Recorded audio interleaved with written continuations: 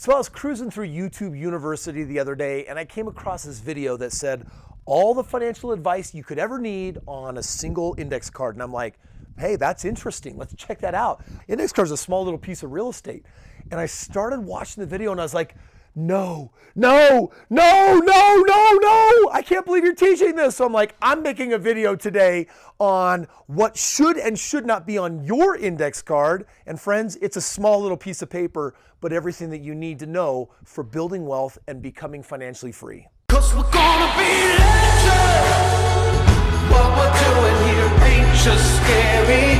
It's about to be legendary. So here is my recreation of the business card with the dumbest financial advice. I think it was PBS hosted, and it was an older individual that was teaching, what you should do with money. And I've got my index card and I can fit all of my wealth rules right there that I'm going to give you right now. I'm just going to tell you that it's crazy the advice that is going on in the world today. So before I share with you like the financial advice on a single index card that will literally help you become super wealthy, let me share with you 3 things from this other video that was just like, you have got to be kidding me. Here's number 1, max out your 401k. Could be the dumbest advice that I've ever heard for anyone that wants to take financial control of their future. Why? But Kris, it's free money.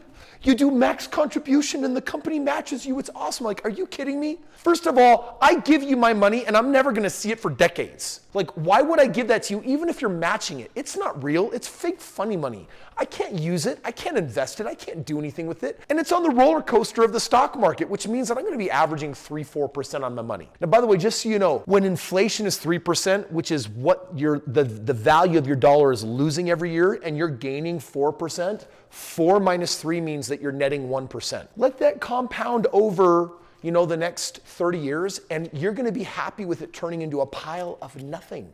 Poof.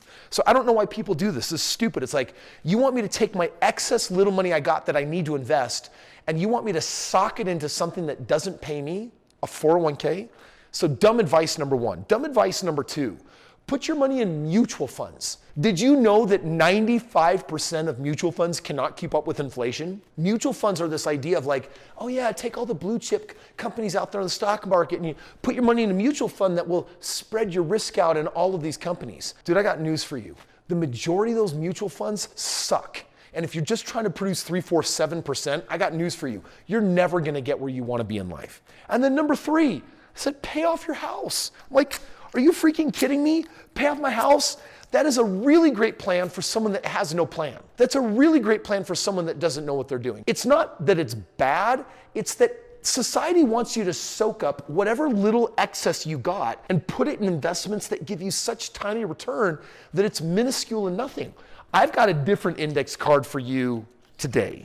So all the financial advice that you can fit on this index card is going to be quite a bit different than what I was just covering right there. Here's the first thing, and I'm going to start with the not fun part. In the beginning, when you don't have a lot of money, you have got to go through a period of your life called delay gratification. That means, yes, you've got a budget, but there's a reason. So it means instead of trying to find a way to keep up with the Jones or have the nice car now or upgrade the flat screen TV, listen, it is a slippery slope, my friend. If you start spending money on luxury items versus necessities in the beginning of your journey, you're not going to be able to follow rule number 2 on here, which is PYF, pay yourself first. Reality is, when you work and trade your time for money, you need to know that the purpose of doing that is to make sure there's something there for you to invest with. If you spend 100% of what you make, you're screwed. You'll never be financially secure. I'm not talking about being financially free. I'm not even talking about being independent. I'm just talking about basic securities out the window.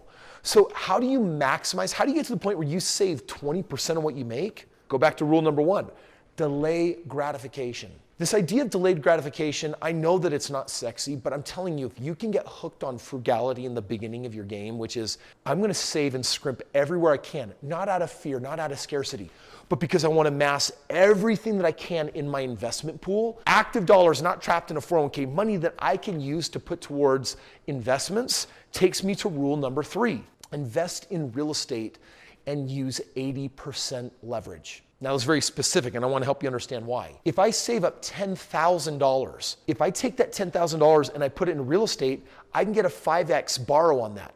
I can buy $50,000 of real estate with $10,000. If I had 40 grand, I could buy $200,000 worth of real estate for $40,000, which is really big because we know that 3, 4, 5, 6% returns aren't going to get us where we want to go. So what do we need to do? If the stock market is struggling to make me my 3 or 4 or 5%, if I take those 401k dollars, you're like, Kris, you want me to pass up the free money just so I can have the money now instead of putting it in a 401k plan? Here's why. If I put it in a piece of property and that piece of property grows 10%, I only put 1/5 of the money in. So it's like my money actually growing 5 times bigger than that.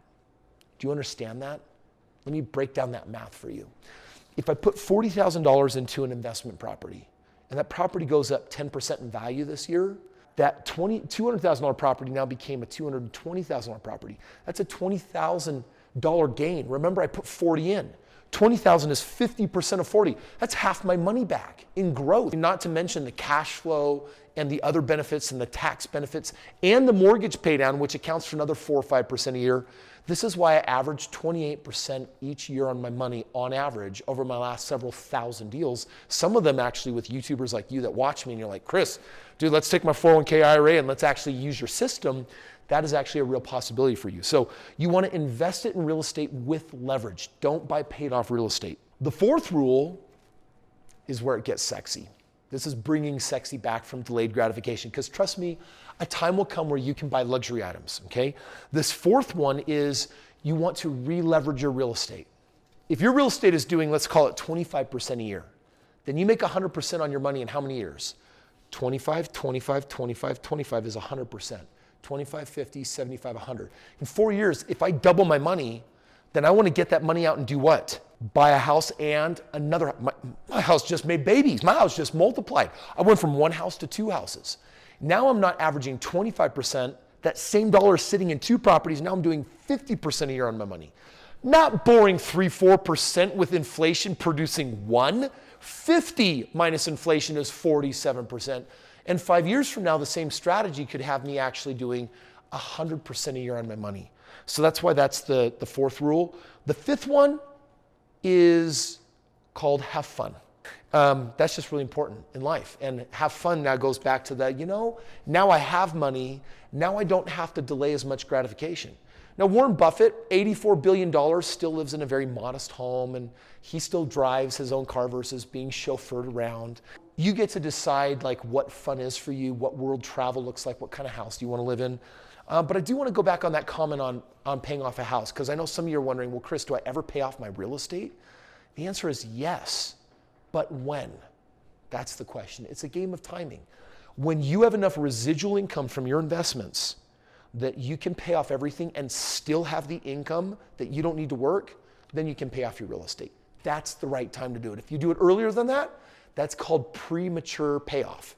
And if you pay it off prematurely, it's going to financially bite you in the butt because your money's not going to velocitize. It's not going to build the way you want. So my friends, today, everything you need to know about money, wealth, and real estate is on a business card or an index card. It's not on this one right here. It's on this one. Thank you for watching this video. And hey, check it out. Hey, Kris, real estate, can you give me better instruction? Yes. I wrote a manual, a how-to manual on how to do it. It's my latest book, The Straight Path to Real Estate Wealth. I'm going to grab it. I got a copy. This book. This is your manual on how to do real estate and produce 25% annual returns.